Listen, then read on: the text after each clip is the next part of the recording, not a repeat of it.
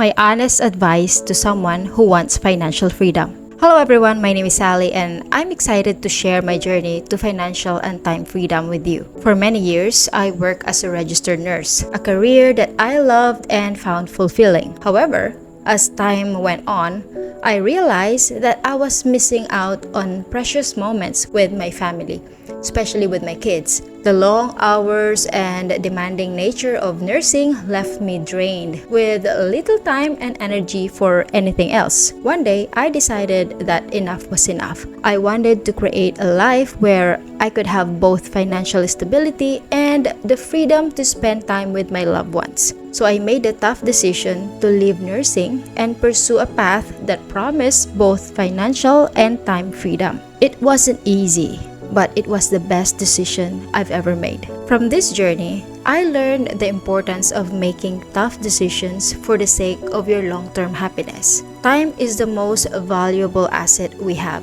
Once it's lost, it can never go back. And it's crucial to spend it doing the things that truly matter to us. By seeking financial freedom, I gained the ability to live life on my own terms, and I'm here to help you do the same. Let's first understand financial freedom. So what exactly is financial freedom? Financial freedom means having enough income to cover your living expenses for the rest of your life without having to be employed or dependent on others. It's not just about being rich. It's about having the flexibility to make choices that allow you to enjoy life. Bakit importante ang financial freedom? Well, it impacts every aspect of your life, from your mental health to your overall lifestyle.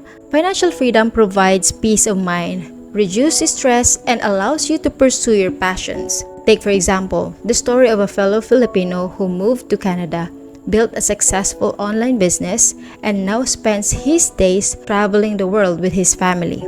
That's the power of financial freedom. It's essential to understand the difference between financial independence and financial freedom. Financial independence is when you have enough passive income to cover your expenses, while financial freedom goes a step further, giving you the ability to make life choices without financial constraints. Kailangan mo ng strategic planning at disciplined execution. Next, let's discuss creating passive income streams. Passive income is money earned with minimal effort. Kahit natutulog ka, ay kumikita ka. You are building wealth in your sleep. This is very, very important at ito dapat yung ginugol nating lahat. Magkaroon ng passive income. Kasi hindi tayo laging malakas para magtrabaho. Tumatanda tayo. Pag nag-rely ka sa active income, ibig sabihin, kikita ka lang pag nagtatrabaho ka. Delikado yan. Paano kung dumating yung time na hindi ka na makapagtrabaho, di ba? Di wala kang kita. Paano na yung mga bayarin mo? Kakain ka, magbabayad ka ng rent or mortgage, sasakyan, kuryente, tubig, hindi yan titigil. So I always say this, work hard for money and then let your money work harder for you. Para pag dumating na yung oras na gusto mo nang mag-retire, makakapag-retire ka. Hindi mo na po problemahin ang mga bayarin mo kasi yung mga investments mo or mga passive income streams mo ang magbabayad ng mga yon. May mapagkukuhanan ka ng income. Simple lang, di ba? Kailangan lang ng tamang diskarte, tiyaga at pasensya.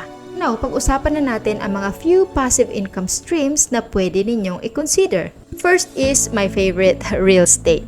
Ito yung isa sa paborito ko, Owning rental properties or investing in REITs or real estate investment trust can generate consistent income. For example, before we bought a 5-unit house, we lived in 1 unit and the tenants from the 4 units are paying for our mortgage and utilities. So if you are considering buying a home, get a multi-unit house, live on 1 unit, and then rent out the other units. The check you collect will pay your mortgage payments. Lahat ng mga wealthy people has real estate on their portfolio. Real estate din ang mabilis na makakapagpataas ng net worth mo if you do it right. Of course, there are tips and tricks to keep in mind, like invest in a good location, know what renovations to do to increase the value of your property, and so on and so forth. I am so passionate and I love real estate, so if you want to know about it, I have made some videos and you can check it out here. Dividend stocks. Investing in stocks can be highly rewarding but also comes with risks. For instance, investing in index funds gaya ng S&P 500 can provide steady growth over time. When you invest in stocks, this is for long term, 5, 10, 15, 20 years. Huwag mong ilalagay dito yung pera na kailangan mo na next month, next year, kasi wala ka masyadong kikitain. Meron na ngayong mga life insurance na meron ng kasamang investments like ours. So that's something you can consider as well. Next is online businesses. E-commerce, digital products, and online courses can be a great way to make passive income. We are in an information age now. Lahat ng gusto mong matutunan, nasa online na. Kaya wala kang rason kung bakit hindi mo kayang kumita gamit ang internet.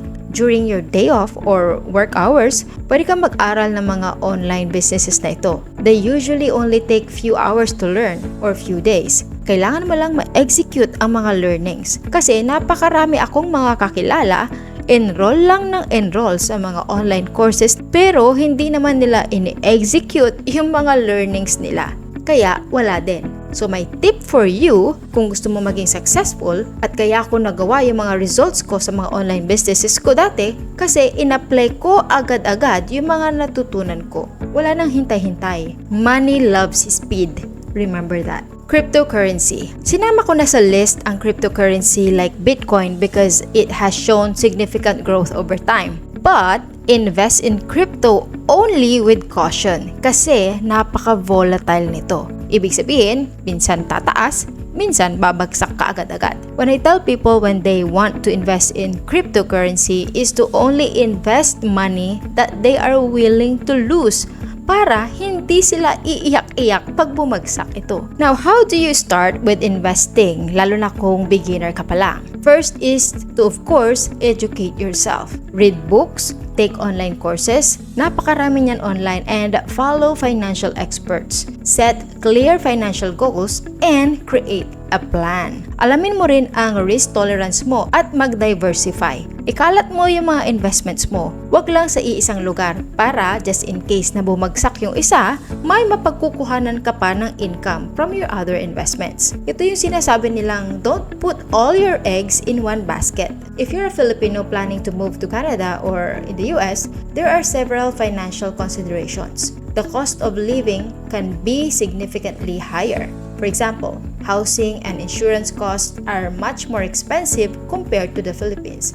Kaya, the more we should plan to have passive income streams and pursue financial freedom. Look for job market opportunities and consider side hustles or gigs to supplement your income. Mag-explore lang kayo na mag-explore ng mga options to earn extra money. And then save and then invest. Share this video to your friends and families and don't forget to subscribe for more videos. If you want to learn more from me, check this video next.